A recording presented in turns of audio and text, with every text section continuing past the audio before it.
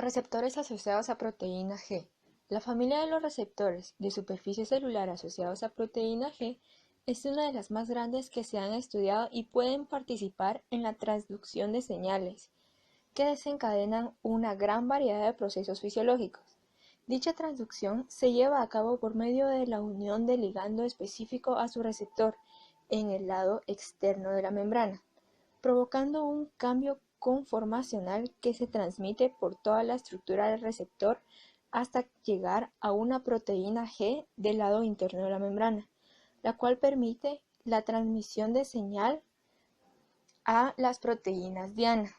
Al ser tan diversos, los receptores asociados a proteína G pueden participar en procesos que van desde la recepción sensorial, como la vista, en donde se busca activar las proteínas llamadas rodopsina presente en la retina, los transmisores del dolor, al ser receptores de prostaglandinas, así como la unión de ligandos como neurotransmisores y hormonas peptídicas como la hormona folículo estimulante, importante en la maduración folicular en el ciclo menstrual. Entre los ligandos más importantes de estos receptores se encuentran las hormonas glucoproteicas, prostaglandinas y eicosanoides.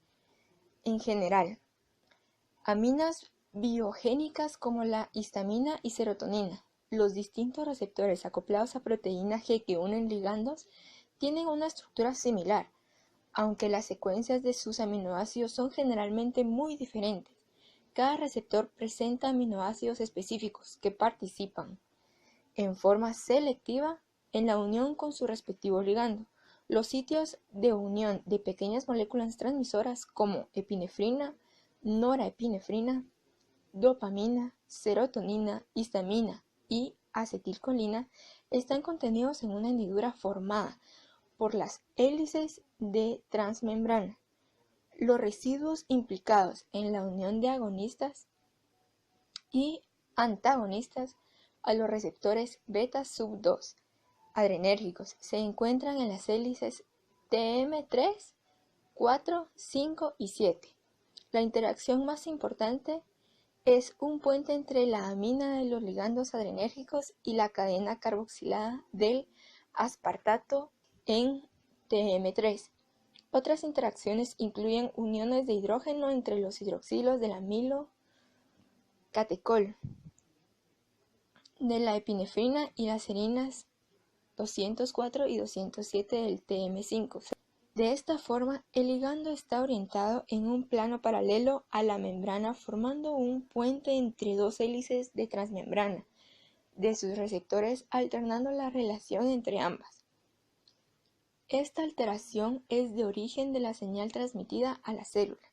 En el caso de las hormonas glucoproteicas, como lo son la hormona luteinizante, la hormona folículo estimulante y la hormona estimulante de la tiroides, la unión a sus receptores tiene lugar en el largo amino terminal que caracteriza a los receptores de su subgrupo.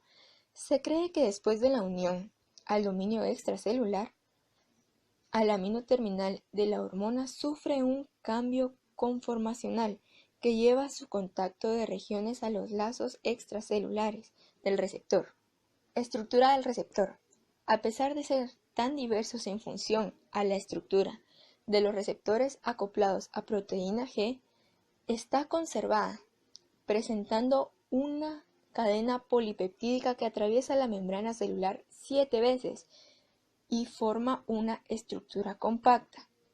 Las 7 hélices alfa que conforman al receptor se nombran como TM del 1 al 7 y, como se observa en la imagen, están ordenadas en contra de las agujas del reloj.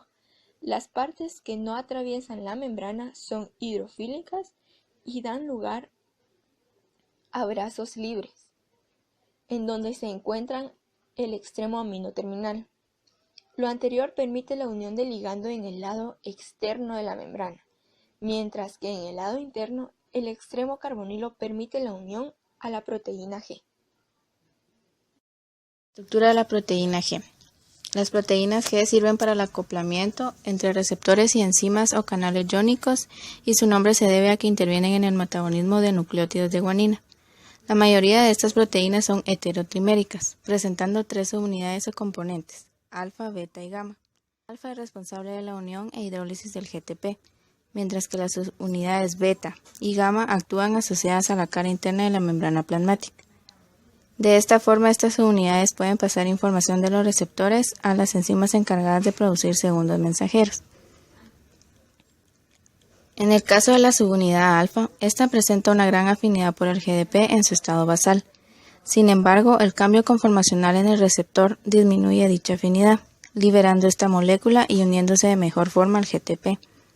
Tras esta unión, se dice que la proteína G está activa y la subunidad alfa se disocia de las subunidades beta y gamma, junto con el GTP, dirigiéndose a una proteína diana para llevar a cabo su activación. Al unirse el ligando al receptor en el lado externo de la membrana, el receptor sufre un cambio conformacional que se transmite en toda su extensión, efectuando su interacción con la proteína G en la cara citosólica de la membrana.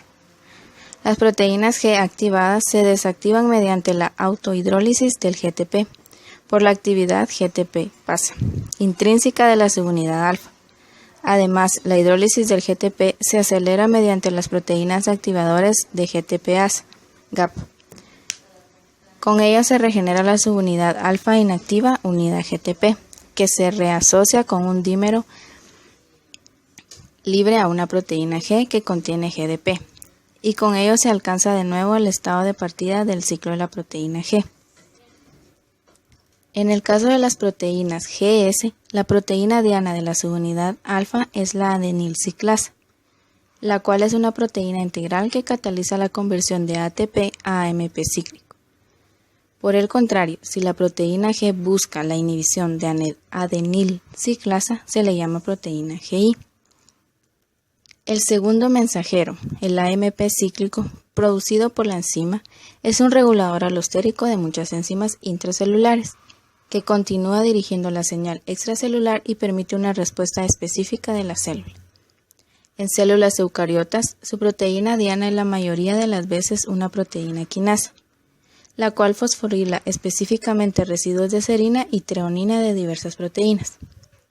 Como sabemos, dicha fosforilación conforma un mecanismo para la activación e inactivación de las enzimas. En este ejemplo, la fosforilación activa la transcripción génica mediante fosforilación de proteínas reguladoras de dicho proceso. Por esta misma vía pueden controlarse además la síntesis hormonal en células endocrinas y la producción de hormonas relacionadas con la memoria a largo plazo en el cerebro. Los receptores acoplados a proteínas G pueden además participar en varios procesos metabólicos. Por ejemplo, cuando disminuye la concentración de glucosa en sangre, se libera más epinefrina y glucagón a la circulación. Estos pueden desencadenar procesos como la glucogenólisis y la lipólisis, cuyo fin es la producción de energía. Cuando la epinefrina y el glucagón se unen a su receptor en hepatocitos, pueden desencadenar la fosforilación de varias proteínas vía una proteína G para alcanzar la fosforilación del glucógeno y su posterior liberación a la vía glucolítica.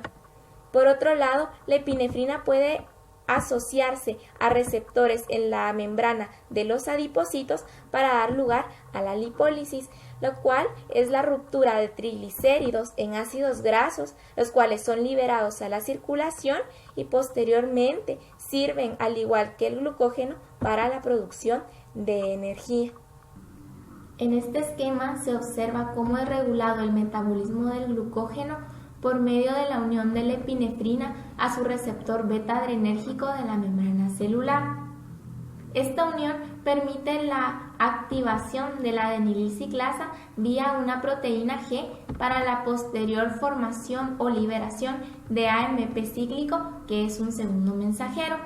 Este segundo mensajero es un activador alostérico de la pKa, la cual es una proteína quinasa capaz de fosforilar otras enzimas. En este caso, activa a la glucógeno fosforilasa quinasa por medio de la fosforilación y de la misma forma la glucógeno fosforilasa quinasa activa a la glucógeno fosforilasa. Esta entonces lleva a cabo la fosforilación del glucógeno para prepararlo para su posterior degradación para poder generar energía por la vía glicolítica.